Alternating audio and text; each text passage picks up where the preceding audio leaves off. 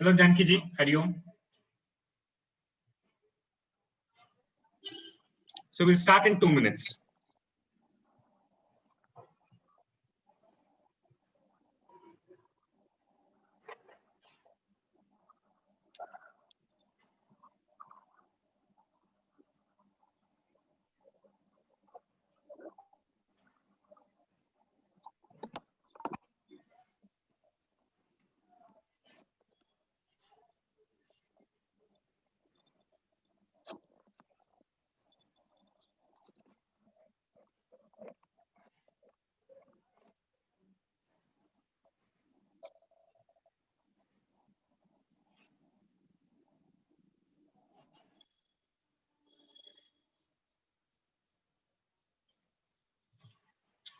All right, can we start, Janki ji? Is it okay? Please, let's. So Hari Om, thank you so much for joining this session. So Katha Sangam is a storytelling open mic, and also we call a lot of individuals, honorable individuals, to be a part of the session so that we can learn a lot from them. So today we have a very honorable guest. Her name is Dr. Janki Santoke. I have been attending her classes for the past year right now, and her achievements are highly impressive. So I'll try to make that as much short as possible. She has been a practitioner of Vedanta for the past 30 years, and she has studied in Swami Parthasarathy's Vedanta Academy for 3 years. And for the last 30 years, she has been conducting lectures. She is a management, she conducts management training. She's a public speaker, and she's also an author of this book, How Do You Know, What Do You Know? So today we are going to have a very, very interesting session on the subject of Vedanta. And this subject of Vedanta is going to be very relevant to today's times. That is the VUCA world. Now, the VUCA world is a term that is coined by a lot of management gurus, and they speak about the volatile, uncertain, chaotic, and ambiguous environment. And how can we use Vedanta to make sense in that? First of all, thank you so much for accepting this invitation. I know it has been a long day for you, but I think thank you so much for your service here.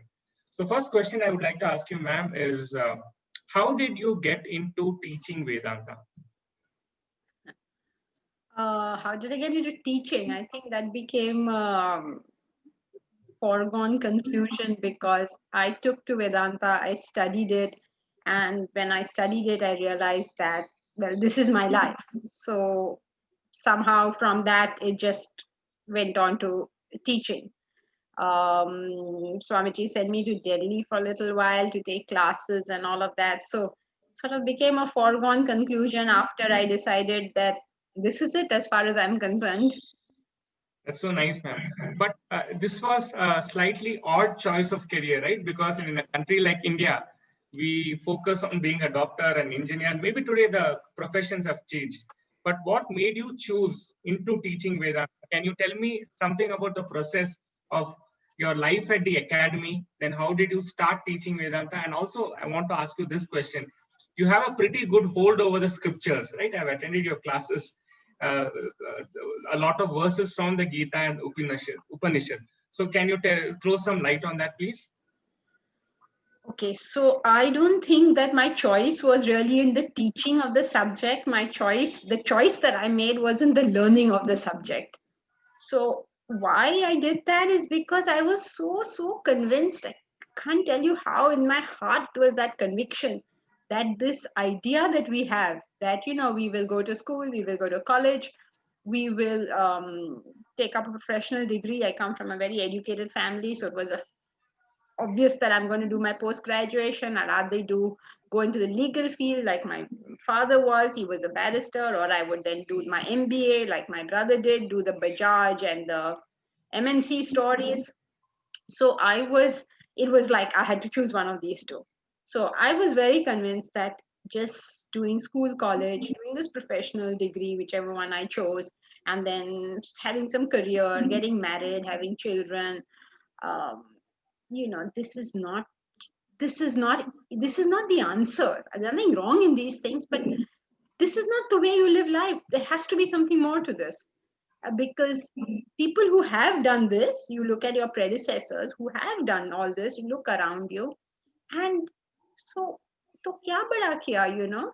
In fact, it's not about achieving anything in the world, but because they were all high achievers, but about understanding what life was about. Did you ever get to find out? We lived the life. Did you ever know what this whole thing was about? And then I heard Swamiji once in some lecture. My mother dragged me to one of his lectures when I was very young, and he had said this idea. Learning is an art, a skill. It has to be, living is an art, a skill. It has to be learned, it has to be practiced. And I said, oh my God, here is somebody who's saying the same thing. Yes, that is so true. You have to know how to do this. Because, earlier in my teenage years, I had a lot of questions and I would ask people and all that. And my mother had a standard answer that you grow up, you will know all this. You don't have to worry. So I was like, oh, really? And then I would look at these 40-year-olds and I would say, oh my God, they're like, uncle and auntie types and all grown up and all. So do they know? And like 2 minutes conversation was enough to tell me that they had no idea what's going on. In fact, I found them uncomfortable with their lives. I found them not like just settled inside their head. They were just like me, I thought. So no, I'm not going there, was my thought. And then I heard Swamiji, and one day I was sitting and talking to my mother, again, bombarding her with questions. And she said, look, I'm fed up with your questions. Don't ask me. Go ask anybody who knows. And on our coffee table in front of us was a card from Swamiji's organization saying the lectures are on. So I said, this fellow claims that he knows. I'll ask him. So very impulsively, I picked up the phone and said, may I speak to Swamiji? And the voice the other side said, speaking. That's when I almost collapsed. Like, speaking? What do you mean speaking? You call up the celebrities, you don't expect them to pick up their own phones. So I was completely taken aback. Like, I didn't really expect to be speaking to him. So I asked him, I have a few questions. May I meet you and ask you? He said, sure, come. Come tomorrow morning. Tomorrow morning? This was all shocking to me. Nobody gives you, even the doctor tells you come 3 months later. So tomorrow morning, yeah, 9:30, you come here. You know the address. Yeah, I know the address. Okay. I was so taken aback by all this stuff. And then he said, by the way, do you want to join the academy? I said, no, I don't want to join any academy. I just have a few questions to ask you. He said, okay, 9:30 tomorrow. And he hung up. Okay, so 9:30, I had a question like, what do I wear? What does one wear to go to meet Swamiji? Like, I was like 21 years old. I was like, do I wear my college clothes? Like, what does one wear? So, it started from there because next morning I had a meeting with him. And then, well, I told him I wouldn't join the academy, but in 5 days I had joined. Wow. And then, well, the rest is as you see it. This week. As you see it, So a little bit about the life in the academy, because we have gone to college and I bunked most of the college times, but I think life in the academy is very, very disciplined. So very different. There's no question of bunking. How did your day go about and how did it work out? Can you just tell us some? Yeah, it's 4 o'clock in the morning. We used to get up and do our studies because that's the single most important thing. The most important thing that a human being has is his intellect. And the most precious time of the day is 4 to 6, which is known as Brahma Muhurta. So it is in that time of the day that you're expected to do the activities that will develop the head. And we do those activities, meaning study of the scriptures, which is what you were saying. How do I have some knowledge of the scriptures? Because I have spent my whole life getting up in the morning and studying it. That's what I did. Almost without exception through my life. Of course, if you're traveling means you're on a flight or you're not well, barring such things. But morning study is the single most important thing. So 4 to 6 is that. Then we have to get up, have our tea, clean the rooms and all that. Each one has a room to stay in, so clean the room, and then go for yoga, and then go for jogging, then come back, have your bath, then go for breakfast to the dining area, and then is morning class. Then 11 o'clock is karma yoga time, which is all the students work together for the upkeep of the place. You learn services the way you have to do. So everybody has to take care of the place themselves, including the kitchen and the hostels, and everything is done by the students themselves. And also cleanup. Cleanup is a big thing. We have this thing called campus cleanup. So every once in a while, everybody, from Swamiji downwards, goes out and cleans the whole place up. So if you go there, you'll see it's like international levels, because it's just so perfectly clean, everything over there. So that's karma yoga, and then we have lunch, freshen up and all, and have lunch, then rest for a little while because you got up early, get up and study again, and then we had Sanskrit class, and then we had evening group discussion or class, whatever. This group discussion is another important thing because you don't just hear the knowledge, but you talk. In Gita, it speaks about it as bodhayanta parasparam, teach one another. The students must discuss between themselves and come to rational conclusions about things. And then there was half an hour of bhajans at night, dinner, and go to sleep. And we did this day after day, definitely for 3 years. But most people who took up Vedanta did it for much longer. I was there for about, I think around 7, 8 years. I was there, Oh, in and the academy. yeah, I stayed there a long, long time. Okay. And then of course I went out to different cities to take classes, and of course continue the life. I mean, that life is not that is a fully, what should I say, a balanced life, because you're taking care of every aspect of your personality. Mhm. So you have to continue that wherever you live. Of course, we'll make the changes as relevant to your life then, but all these elements which are traditionally known as karma yoga, bhakti yoga, jnana yoga, have to be there in the course of the day. And Wow. physical fitness is a very important thing. If you can't take care of your body, what are you going to be taking care of? That's So so nice. yeah, so all of this has to be done for the rest of our lives.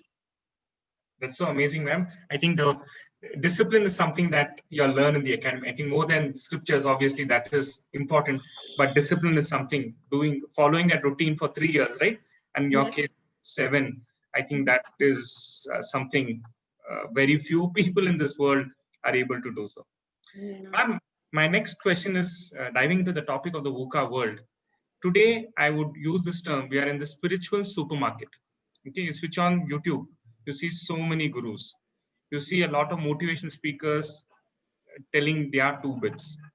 And in this world, which is very chaotic, and let's not even speak about the pandemic, even before the pandemic, the world used to change very constantly. How can we choose a spiritual path that I do not know whether it can give us peace, but at least we can start working towards it? So, your thoughts on that, please. Uh, when you're starting the spiritual path, the first thing that anybody requires, is an understanding of what you're doing it for. This must be clear in my head. What is my goal? What is my purpose? What am I doing it for? This should be very, very clear, because there's no point doing anything without a clear understanding of what you're doing it for. So, in the spiritual path, you can basically have two goals, either the goal of self realization or the goal of self purification. Self purification is only a step towards self realization, because everybody in the beginning cannot conceive enlightenment. So, purification is sort of a midway point where you are at least pure enough so that you can now conceive the goal of realization. So, first thing we require is an understanding of what I'm doing it for. If you're doing it because you think that, oh, I'm going to make a lot of money by improving myself, then that you be clear what you're doing it for. You're not on the spiritual path. You're doing it for that purpose. Some people want to do it only because they're very mentally disturbed, so they just want some sort of, what should I say, some mental peace. That's not what the spiritual path is for. Some people do it out of a curiosity, a sort of I like to know, what does the Upanishad say, what does Gita say, what does Quran say, what does Bible say, how do you compare between these things? Just intellectual sensuality going on. So none of these three things are really spiritual. They are just using spirituality for their own private purposes. Now, so when you're starting spiritual life, at least you must know what you're doing it for. If you're doing it for any of these three, it's not spiritual. You do it for the first two, it's either self-realization or self-purification, then yes, you want to be on the spiritual path. Now, once you fix that that's what you want to do, the second step and very important step is for us to analyze who I am and where I am. Because getting to somewhere means I must know where I am right now. So first step in terms of that is to make an analysis of our personality. What kind of person am I? Am I predominantly intellectual? Meaning I want to know. That is what is going to motivate me. I can't be told things. I want to understand what is this all about. So if you are intellectually prone, then the path for you is Jnana Yoga. But some people are very emotional. They just love, they're very emotional and they react to everything emotionally. So for them is the path of Bhakti Yoga. Some people are not happy with either love or either emotion or intellection by itself because they are very active people and they have lots of balanced emotion and intellect. So that translates into action. So when they do action, they feel satisfied. So such people are karma yogis. So based on my own nature, okay, is my head stronger? Then I need knowledge. Is my mind, my emotions, my heart stronger? Then I need bhakti. If they're both balanced, then I need karma yoga. So once I have this sort of analysis, then I should decide what kind of teacher I'm looking for because I know what I want to learn now. Which path am I taking? So if you're an intellectual, then choose people who will explain to you. If you're emotional, go along that path. If you're karma, then go along that path. And whichever path you do choose, the other two also have to be done. It's not that you don't have to do them, but that your teacher will explain to you how you do the little bits of the others. Ours is predominantly Jnana path. It's Jnana Marga. So we want to understand and we want to purify ourselves through understanding. So two things to start. Whenever you're choosing, you choose first, what am I trying to achieve? And secondly, what is the kind of person I am? Meaning, what are the tools I have to achieve this with? And once you know that your own nature, you'll be able to decide what kind of path you need and therefore what kind of person you should make an attempt to reach out to.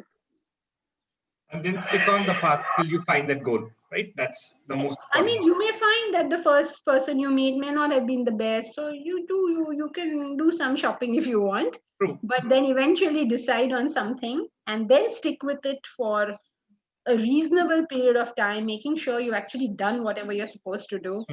And then you will know whether this is helping you or not. I think that was an excellent answer. Thank you so much, ma'am. I think this would sort some confusion that is there among the youth today. The second thing I want to ask is Vedanta means the end of knowledge. Now, I read a lot because my profession asks me to do so. I'm also in the world of training. But Vedanta, the text which I read, it provides all the knowledge in the world. It is so intellectual. It is so powerful. Can you tell us and throw some light on how did it originate and how did it come over a period of time? And we are able to consume it at this point of time. So your thoughts, ma'am.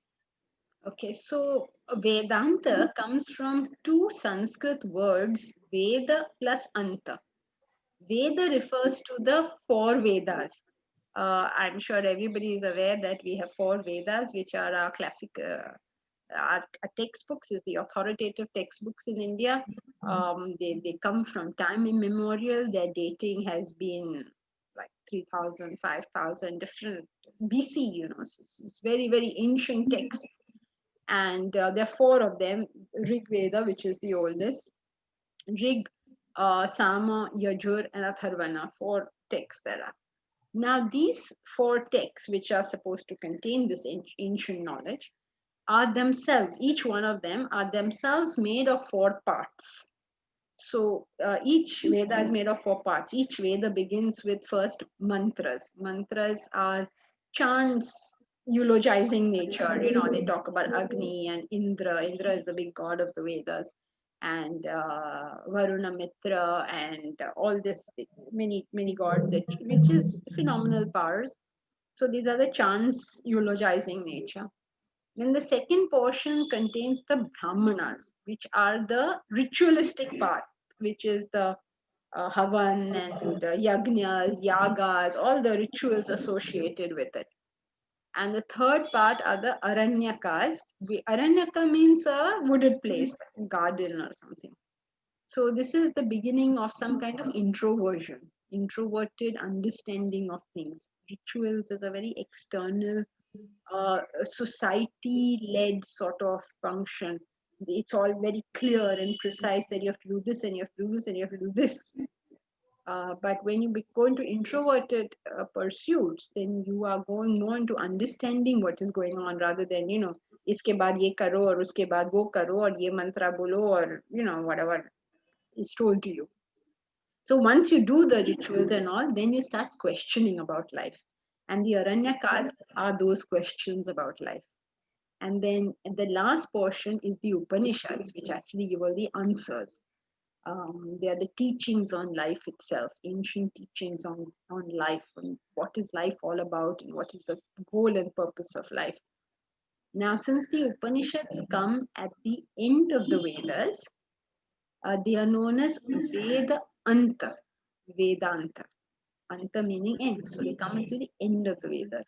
That's why it's called Veda Anta, Vedanta. Now, there's also a pun on the word because Veda means knowledge and Anta means end. So it also means end of knowledge, meaning that once you have reached enlightenment, there is no further knowledge to be gained. You have reached ultimate knowledge. Now, this is a very high thought, so maybe today we should not be going there. But let's try and understand this from a relative sense, a sense more applicable to us today. So, end of knowledge in that sense refers to clarity. Because the more clear you are, the better you understand whatever is the information given to you. Having clarity is something like having a torch. Wherever you shine it, that will be uncovered. So, end of knowledge means your knowledge should be such that it gives you clarity, because it is your clarity that will enable you to understand and thereby use that knowledge properly. Otherwise, we may know hundreds of things, but when it comes to life, then they're nowhere in the picture. So that clarity, that immediate understanding, and that capacity to do it comes with the study of Vedanta. So in that sense, also it is the end of knowledge. So nice. Yeah. And Over a period of time, of course, Vedanta has come to mean three main textbooks: the Upanishads, the Brahma Sutras, and Bhagavad Gita. These are the Prasthanatrayi, the three foundational textbooks. So Vedanta today means these three. Great. And it was researched and written by the sages of those times. Right? Yes, yes. We don't refer to it as it being researched and written. The Sanskrit word is the drushtas, the seers, because it is said that the knowledge of the self is not available to the body, mind, and intellect. It is an experience. You have to grow into that experience. It is not an intellectual knowledge. So therefore, it is referred to as what is seen, as opposed to, I read it in a book, or it is my perception. This is how I see the world. So the sages are known as the seers, the drushtas. That's what they've seen. That's their life, really. So yes, so it was not written in those ancient times. It was then codified later, much later, by the sage Vyasa. In the earliest tradition was only oral. So they taught it to their students, who taught it to their students, and they followed some fabulous rules by which not even a letter, not even the pronunciation, not even the elongation of saying that can change. It was so perfectly carried down over so many thousands of centuries. That is so awesome. And this is one of the finest texts that I have ever read, and I will continue to read. Ma'am, the next question I want to ask, when it comes to our profession, we spend, let's say, 7 hours and 5 days a week, a minimum of 35 hours in a week in profession. A lot of people are unhappy with Monday morning. We have coined this term called as the Monday morning blues.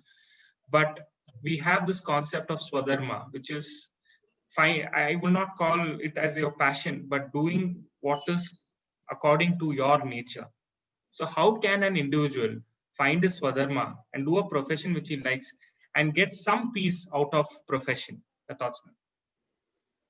Most people do go into their swadharmic field. Swadharma means your own nature. So mostly 90% of people instinctively just choose fields which are close to their hearts.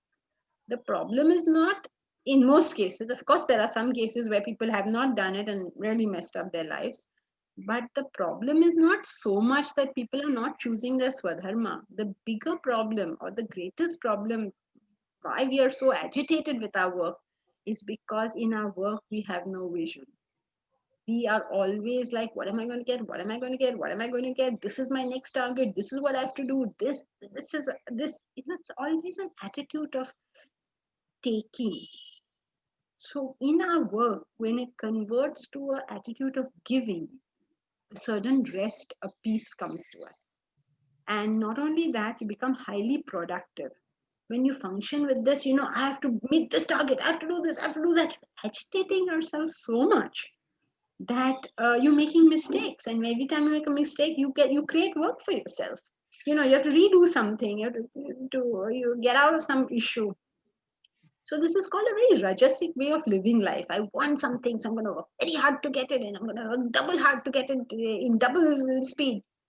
This kind of thing is counterproductive. We have to learn to step back, think what is the best service we can do, and what is the best way we can achieve that thing. Instead of just running from pillar to post, like, I don't know what, like you gone mad or something. So chill, sit back, relax, think it through. What is it you're trying to achieve? What is your greater vision? What really is it that you have to offer? And have a clear plan of how to do this, and then go about it methodically. You can create a chaos out of anything.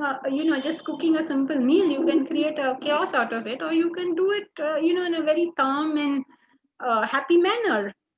But if our attention is always self-centered, this is a law of life. The greater the selfishness in an individual, the greater the mental agitations.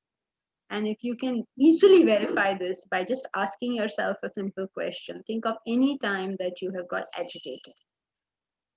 And think, what is it that's agitating me? Why am I so upset? Isn't the answer always this, that things are not going the way I want? Okay, so there's only this at the bottom of every agitation. So we can convert that from what I want to how I can serve. Peace is automatic. You don't have to do anything for peace. Peace is our nature. It's our nature. It's natural for us to be peaceful. Every animal is peaceful. Everybody, we have made a big thing out of peace nowadays, but it's just a natural state. So to summarize, one has to go or choose work with the idea of serving, and that is when we will maybe get rid of Monday morning blues. No. We will look forward to Monday mornings. Yes, we will look forward to Monday mornings. Yeah, yes, thank God. Yes. Thank God it's Monday, not thank God it's Friday. Friday. Right. That's so interesting to her. Ma'am, I'm now... Just incidentally, when you do it like this, you become way more productive because you're so happy doing it. So you'll do lots of it and you'll do it very well. So you become highly productive. It's so nice to hear, ma'am. Now I'm going to speak about a very, very important topic, and the topic of mental health, right?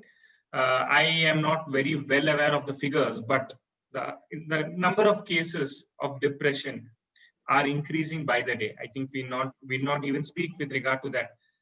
1 out of 3% is somewhere having the idea of mental illness in a country like India. So depression, right? It's not a great place to be in.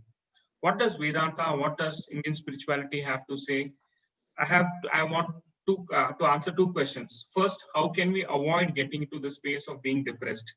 Secondly, after getting depressed, what is the best way to get out of it? Your thoughts, ma'am? Okay, so how to avoid getting depressed is to start studying Vedanta, start understanding life, and start living the proper life. Once we come to a problem, then we want to solve it. It's not a very intelligent way of doing things. What we should do is understand that these problems are possible, and each one of us should take up the study and thereby the life, of course. It's not like a book study, and thereby a proper life. It should be quite self-evident that we need to exercise every day. It should be self-evident that you need to have your meals on times, at the right time. It should be self-evident that the human body needs to sleep. Even if such basic things are not clear, now how do you expect this mechanism to function? You wouldn't use any equipment without knowing its manual. Why do you use this one without studying the manual? So first study it, understand it, and then of course your equipment won't break down then, and won't get all heated up, and it won't get all this. Now suppose we haven't done it so far, then okay, let's start doing it today. Don't say, oh, I got into such a mess, whatever. Okay, start doing it today. What's the problem with today? Let's start today. So never mind what we have done, but today we should start putting our life on the right track. Now, if we do that, even if we take baby steps in that direction, we will not have to face any such thing as depression. However, there is a caution over here. Depression in this country is used very lightly. The word is used lightly. There are two types of depression. There is one depression which you and I may go through, where we are feeling low, where we are not feeling like doing anything, where we are very upset that we have to stay at home, we're just getting frustrated with things. Okay, so all this shows that we are living life incorrectly, and we must correct that. It's us. Nothing in the world, no COVID, no nothing can disturb us. If we are living correctly, we'll be fine in under any circumstance. But there's another depression, and this is a medical condition. It's an illness. It's like having tuberculosis or having malaria or having some illness. Now you don't use Vedanta for that. For that you use medicine, because it's an illness. So we don't seem to get in our head that depression as a clinical ailment is an illness. It needs the medication. It needs medical intervention. So Vedanta can play a supportive role, of course, like it can play in any illness. Like if you have malaria and you try to study Vedanta, if you can, under those conditions, yes, it will help. Or if you have studied it in the past, then yes, you go through your malaria in a better sense. But an illness is an illness. It needs medication. So we should not mix it. We should not do this stuff of telling people who are in like clinical depression that, you should fix your life. Their life may be perfectly okay. They just happen to have a disease. So we must make that difference. Thank you so much. I think this is a distinguishing part that we need to understand, right? Because we are facing such troubles, right? And it's very important for us to understand the difference between what can be solved through philosophy, or maybe a discussion with a person, and what is really an illness. Thank you so much for that, ma'am. Next question is, sometimes we all have goals, right? We have this concept which is called as the bucket list. But even after finishing items off the bucket list, we are happy for some time.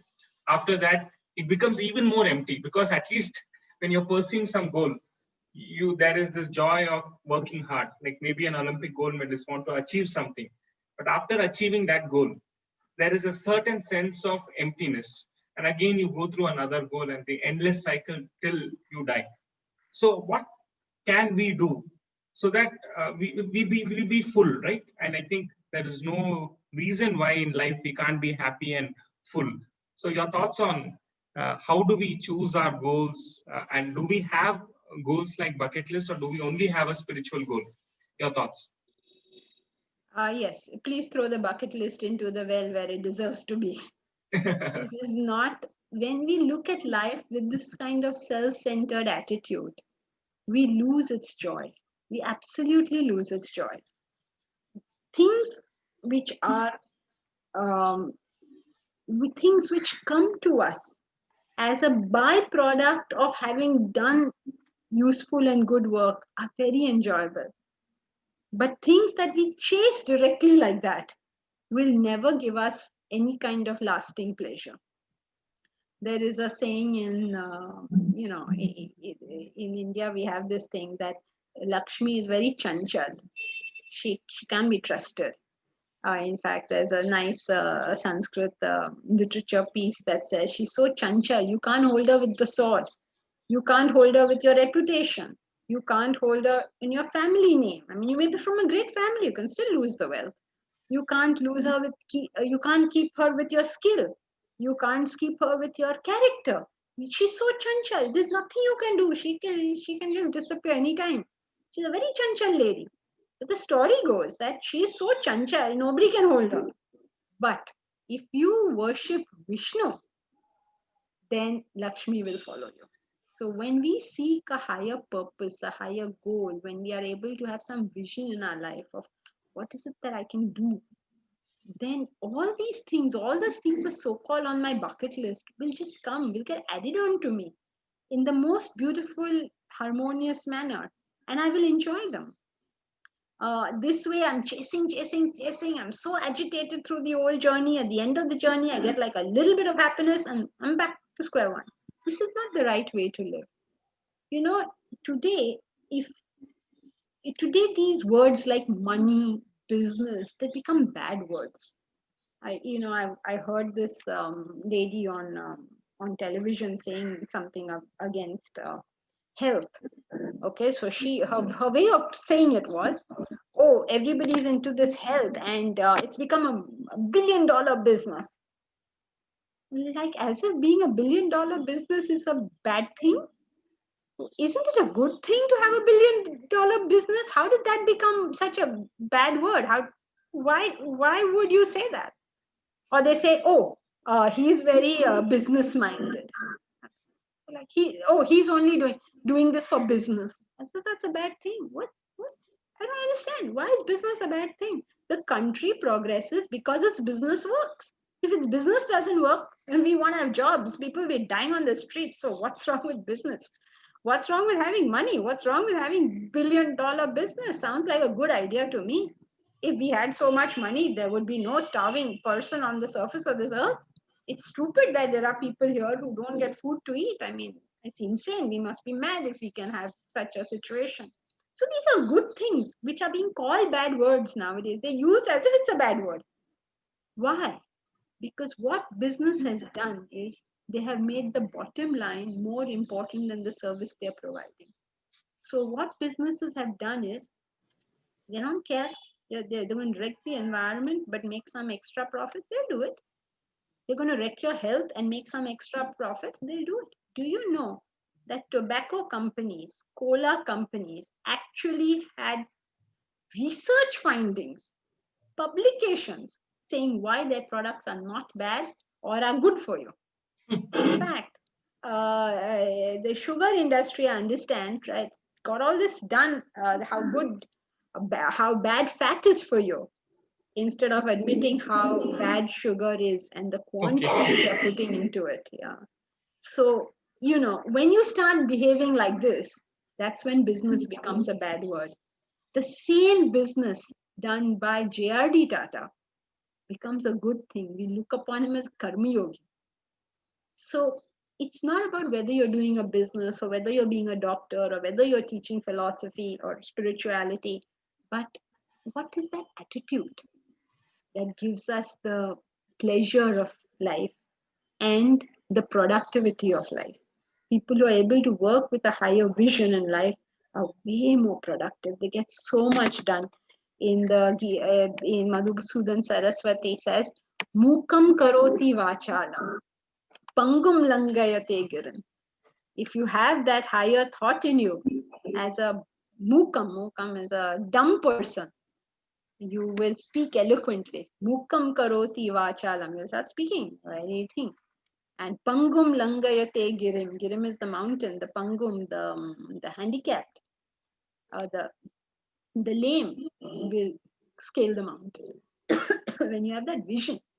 Otherwise, we'll complain, the sons of stars do well, the sons of politicians do well. Keep complaining. Modi was nobody's son, So you can keep on complaining. Or you can have a vision and do something useful, and the people will pick you up. Don't worry. A stone fit for the wall will not lie on the ground. That's so amazing, ma'am. So yes, have a higher vision and all the items of the bucket list would get fulfilled. Thank you so much, ma'am. I have two questions before we move to the audience interaction. I want to speak about relationships today. So today, as people who are young, we look at relationships as something short term. We get into a lot of trouble in relationships. We don't know how to choose a partner.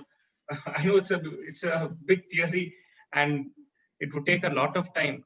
But can you just tell us that how can we maintain harmonious relationships, not just a romantic one, even between friends, between relatives, between everybody, so that that can add some value to life? Two important things in any relationship, no matter what that relationship, no matter with whom it is. Number one, I have to think in any relationship of what I can do for you rather than thinking of what you are going to do for me. That is the Indian concept of duty. That you do your duty, no? Why are you worried about the other person? You just do your duty. Now, this has unfortunately got really badly misinterpreted. So, a woman who's beaten up by a husband will be told, you do your duty, never mind what he does. And that's not correct. If someone's beating you up, it becomes your duty to protect yourself, to leave, to call the police, whatever. That becomes your duty. So, don't misunderstand it. Ki, bel mujhe maar, I will do all the duty in the world and you are free to beat me. No, not at all. You do your duty from a position of strength because you are a giver. That's how you do your duty, not because you're a weak person that anyone can come and, sort of treat you any way they like. There's a Bolivian proverb that says, make yourself a doormat and everybody will wipe their feet on you. So that's not duty, okay? That's madness. But duty is a very powerful and strong concept where I can meet everybody with a concept of what can I do for you rather than what are you going to do for me. So that's number one in any relationship. How can I be of service? How can I be of help? How can I help you get what you want? Okay, because another misinterpretation is parents say, oh, I'm looking after my child. I'm trying my best to make him a doctor. But he wants to be a cricketer. What are you doing? You're not doing service to him. You're doing disservice to him. Please let him be what and do whatever he wants to do. So first aspect of a relationship is, what is my service towards you? How can I help you achieve whatever it is you want, not what I want, what you want? So that's service oriented. That's number one. This is a big change in our mental structure to think about it like that. And second, a very important thing in a relationship is to understand the nature of the other person, because we in our sometimes even in our attempts to serve people behave in rather silly ways. It's very different, and you do different things for people. You can't do the same things for everybody and expect them all to be happy with it. They won't be. So some people like it if you phone them and you say hello, how are you, what's happening, general chit chat. They like it. So call such people. Some people say, what have you called for? I remember my father, he was an intellectual, and if you just call him to chit chat, he'll ask you, what have you called for? So no, I get to the point, like, don't waste my time. Now, my mother was not like that. My mother was, if you didn't call her to chit chat, she'd say, what, don't you remember your mother? You don't want to call her? So I have to call my mother and not to call my father, because my father would not appreciate it and my mother would. So you have to know how to deal with each person. You can't try to bait fish with strawberries. You can't say, I'm giving you a strawberry, you should like it. No, he doesn't like it. And he won't come to you if you give him a strawberry. So it's important that we assess the other person that we are dealing with and deal with them as they are and not as I would like them to be. Wow. So as long as we remember these 2 points, we should be able to have a good relationship with almost anybody on the surface of this earth. Wow, that's amazing. Right? And it's all about analysis, right? About analyzing the other person. Yes, yeah. So each person is so different We can't treat everybody the same way. You have to treat them as they are. Wow, that's amazing and so insightful, man. And last question. We are in the midst of this VUCA world, which is this pandemic. We do not know what is going to happen tomorrow, right? Might be a philosopher, might be an economist. We can just make some assumptions. Everything is going to change, and it has already changed to some extent. We are sitting at home. We don't meet people. We have this concept of isolation. We can't go to the gym. And there's even the basic necessities of life are being taken away from us. And yes, it's tough times for a lot of people. What would Vedanta say, or what would the subject of philosophy say of how do we handle ourselves in such situations? Well, that things will change, that you will not get things which you would like to have, is not what is happening now. That you don't know what the future holds is not what is happening now. This is the way life is. It is a permanent state. It is only that in this condition, some of us are beginning to realize. But otherwise, that's how the world is. Get used to it. That's the world you're living in. You have to know it right from the beginning. That I live in a world where I cannot predict what the future is going to be. I cannot. I live in a world where there are, so many human beings, over 6 billion, 7 billion of us, plus all these other creatures, plus nature itself. And I certainly cannot tell what anybody else is going to do. Over here, anyone can do anything and throw my life out of gear. So I must know for myself in my life, what are those important fixed points? And I have to work according to them. So let us say that my fixed point is I want to run a business, a restaurant business, whatever. This is my fixed point because it's my swadharma to run this restaurant business.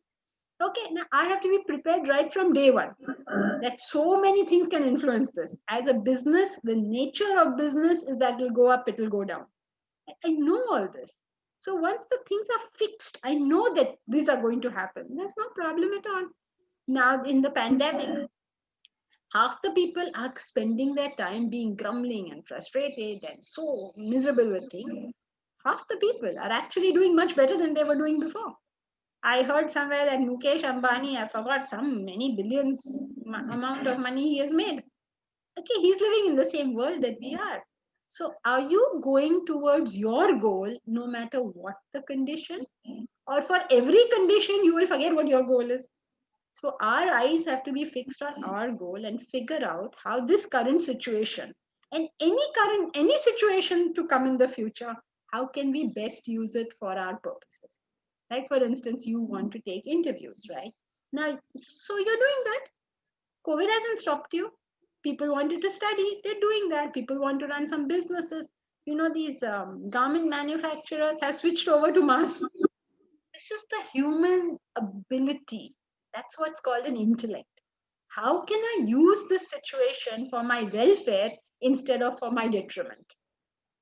That's what's the human intellect, and that's what we have to develop. That's what Vedanta is supposed to help us develop. So the world is chaotic, it is ambiguous, we don't know answers. People have been debating some matters from time immemorial, we still don't know. A simple thing like should we put water on burns or not put water on burns? They go on debating it. Every time they come up with something new. How do you deal with COVID? What do? We don't know now. We'll probably not know even in the future. Or we don't know so many things. And it's going to be that way. Let's get used to it. And let's figure out how we can use all this to get to where we want. Right? Because those of us who want to be healthy are doing whatever is required in this period also to be healthy. They're doing exercise at home. You can't go to the gym, do it at home. You can't meet people, go online. I mean, whatever you want to do, figure out how I can do it under these conditions, because that's a training that's going to work for the rest of your life.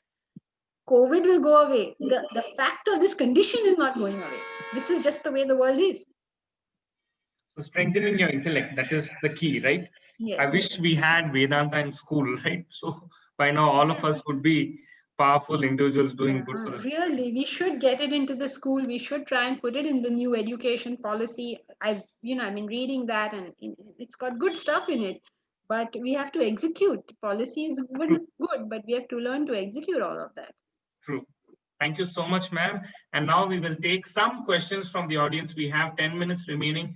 So please put your questions on chat, or else you can ask orally.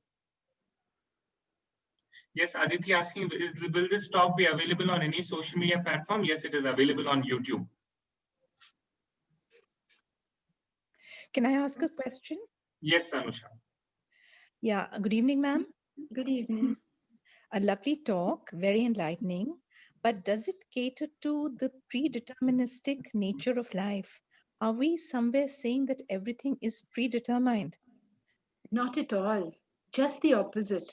Everything is in your hands about your life, meaning that things will happen.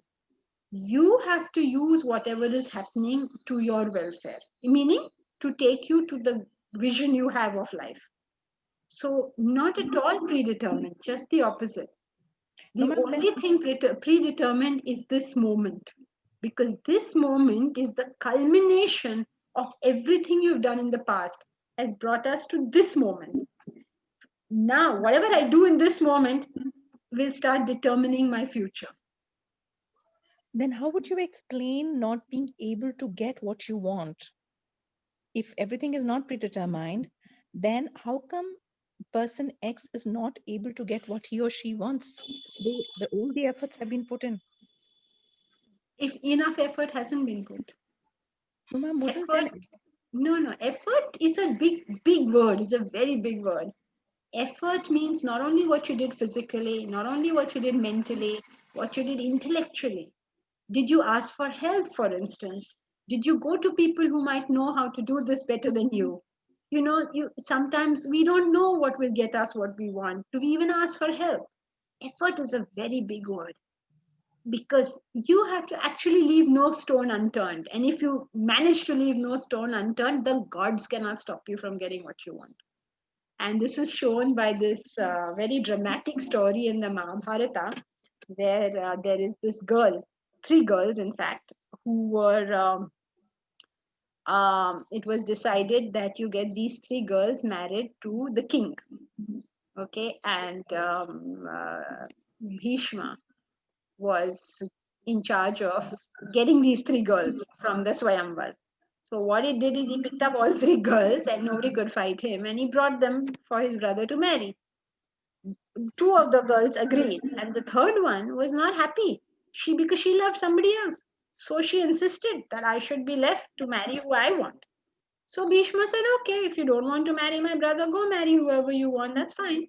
So she goes to her lover and says, I've come from there, now we can get married. So he says, no, Bhishma carried you away, I'm not going to now marry you. And he sends her away.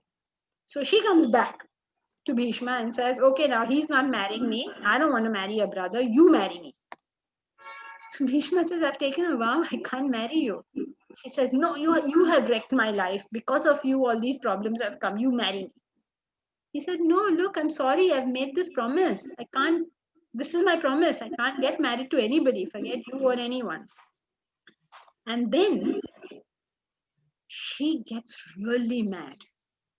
Hell hath no fury like a woman scorned. She gets really mad. And she undertakes this tapaschara to become a man. But she can't become a man, right? She's a woman.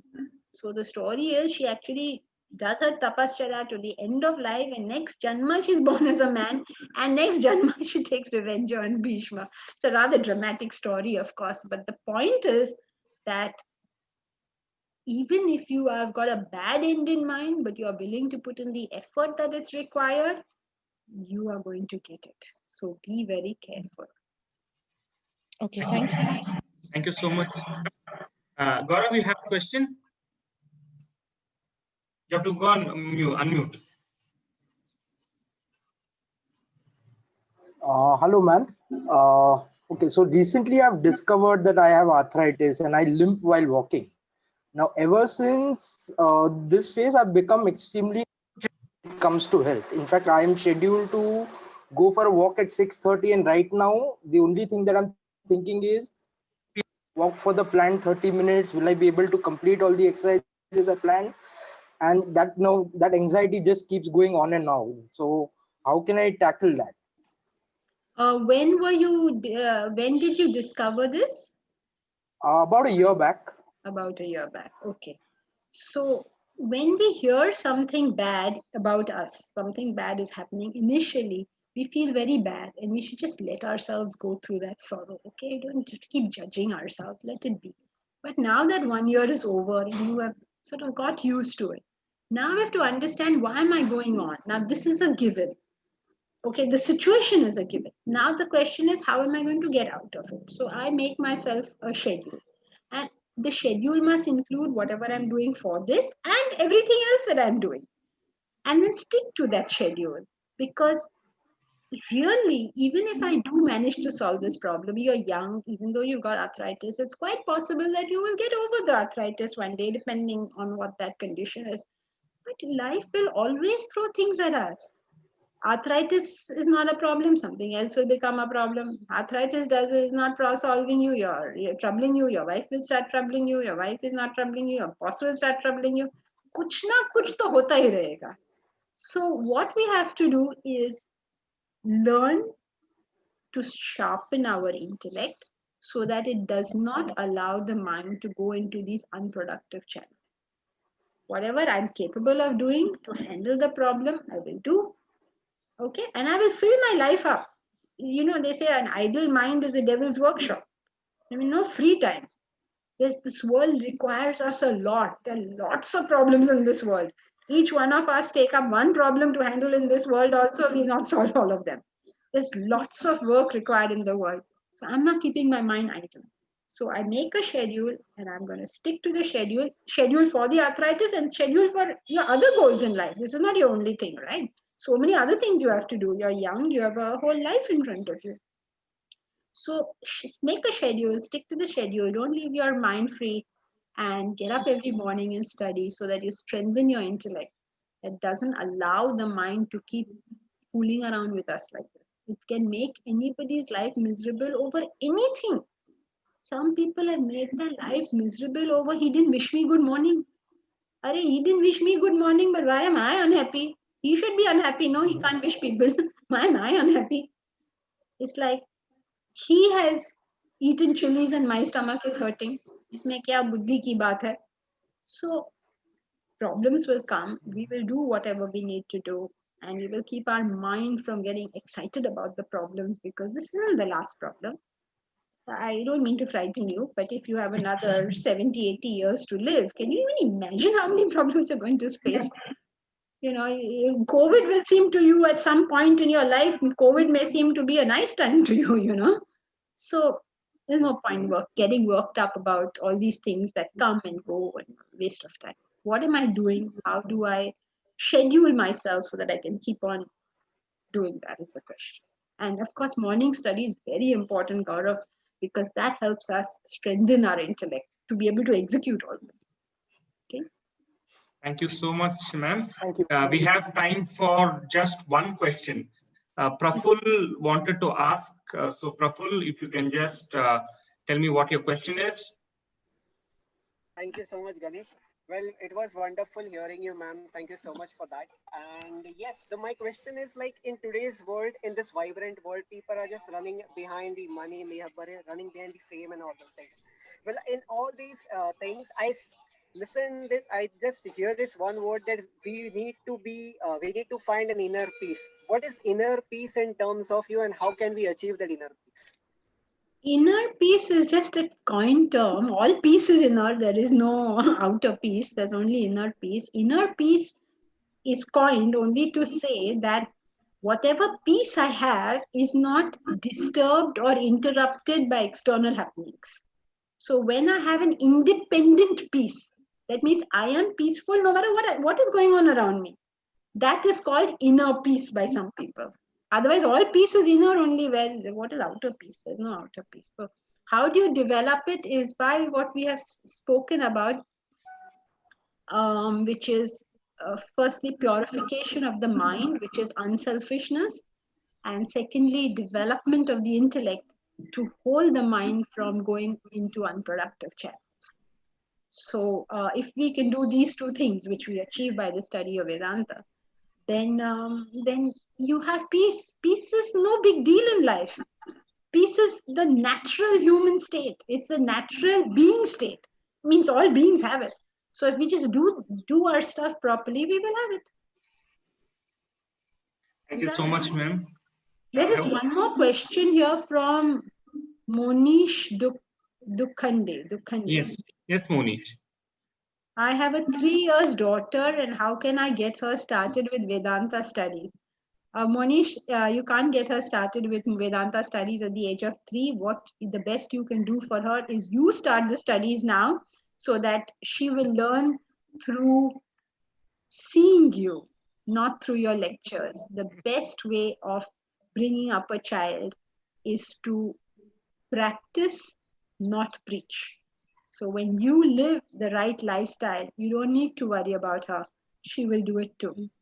So living the life lifestyle for you and your wife is what is critical.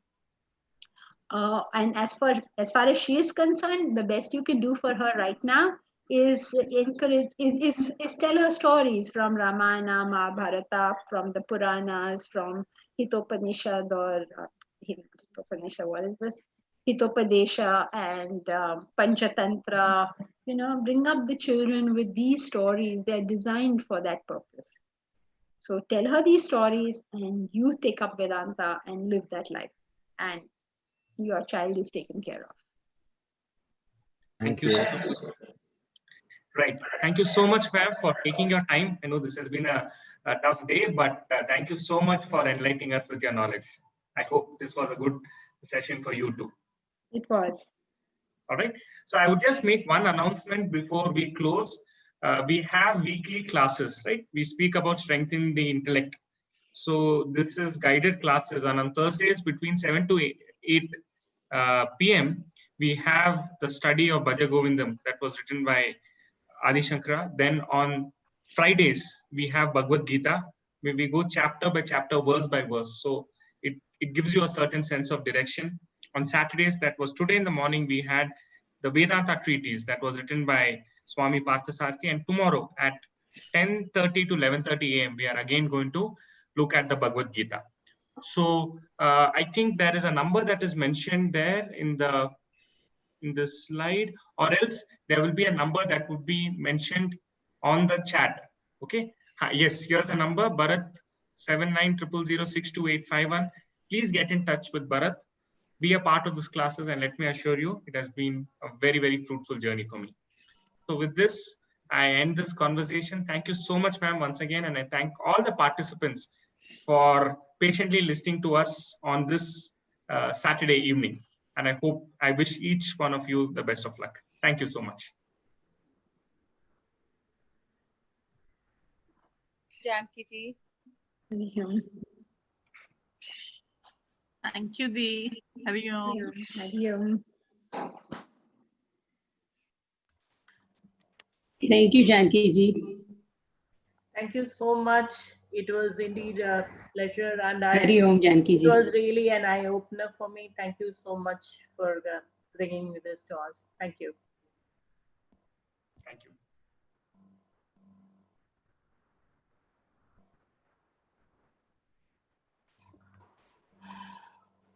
Thank you, Janki ji.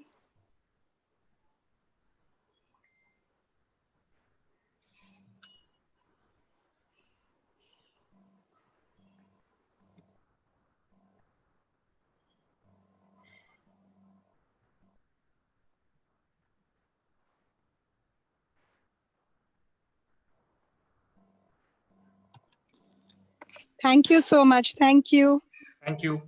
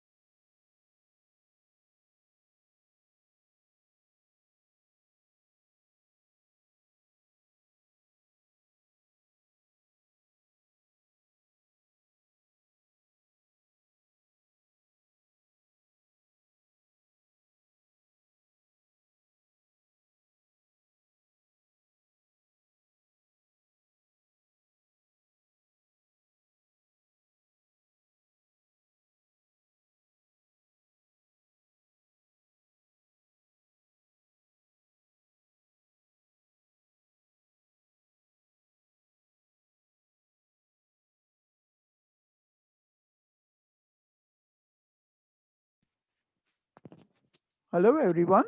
Do you all want the slide?